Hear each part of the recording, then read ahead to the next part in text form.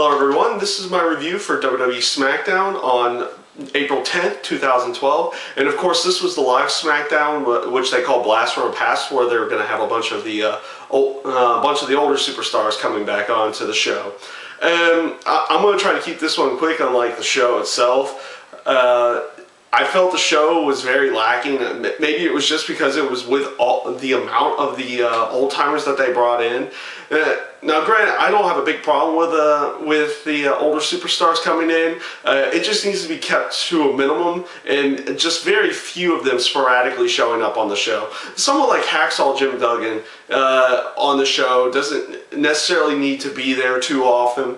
Especially not on any of the normal televised shows. Usually a good place to put him is just in the Royal Rumble match because of him being the first ever Royal Rumble winner. And it kind of tells the story of the match and of that match and everything on that aspect. But for shows like this, I would prefer not to see him on these shows. They've had him in the past on the shows, and they continue to use him.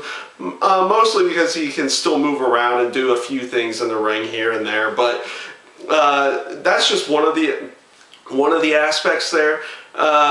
And that really does go for a lot of the older superstars. I definitely respect what they did in the past and doing for the WWE and everything. But it just comes to an area that there were just too many of them at one time in this show. And that was my main aspect to this, is that the show was very lacking, mostly because of the amount of the old-time superstars that they used coming back into the thing. Mae Young's a little bit that I expected. They always bring Mae Young in for one of these, and she's always somewhat entertaining going into whatever she's going to do, which is usually it can be unpredictable at times because of what she's done in the past.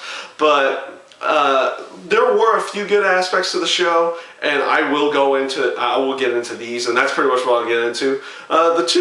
Three things I really did like about the show.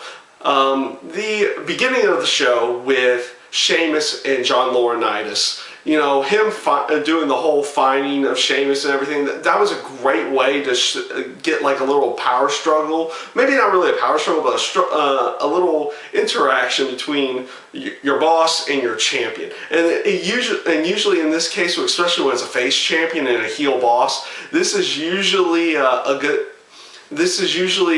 thing that you'll get there, because it does lead to a little bit more entertaining television and better storylines in the end.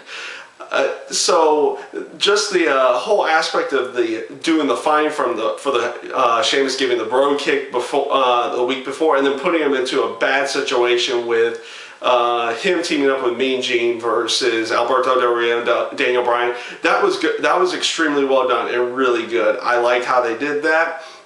I also like the use of Cowboy Bob Orton to interject and do more for the storyline with Kane and Randy Orton. Obviously, they're going to do one more match between the two of them at some point, probably more likely at Extreme Rules. You'll probably get some other kind of stipulation there. I did like that interaction there. You have Randy Orton in the ring, and he's competing against Mark Henry.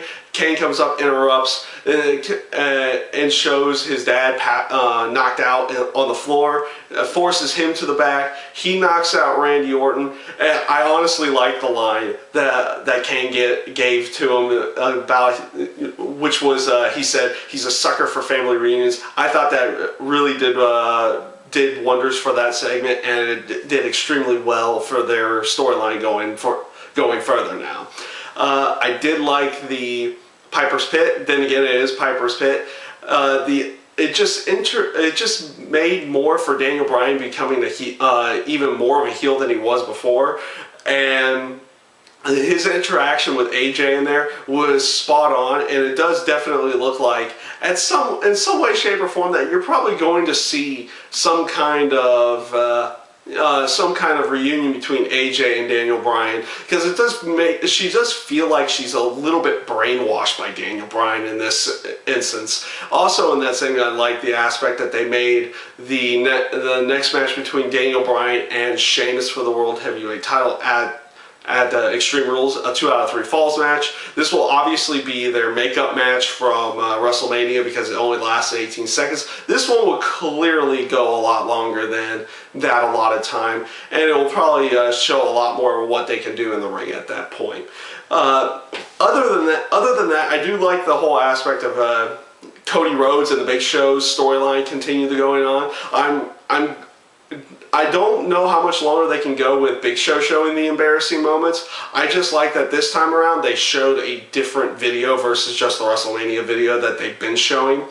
And we'll see where they go with this storyline. Obviously, it's Show reversing the roles on Cody from what he was doing leading into WrestleMania. Hopefully, they'll do a little bit more with it.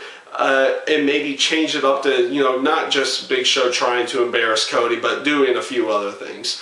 But overall, those were the few things I did like about the show. But overall, in the end, I felt like they just had too many of the old-time superstars on there. Maybe this is just not what they. In my view, it just came off as a weak show, and there were a few good points in there, but a lot of it was just extremely bad in my point of view. And all in all, like I said, a few points, a lot of bad ones, and hopefully next week's SmackDown will be a lot better and leading into the Extreme Rules pay-per-view. This is my review for the WWE Smackdown, and I thank you guys for watching. And I hope you enjoy.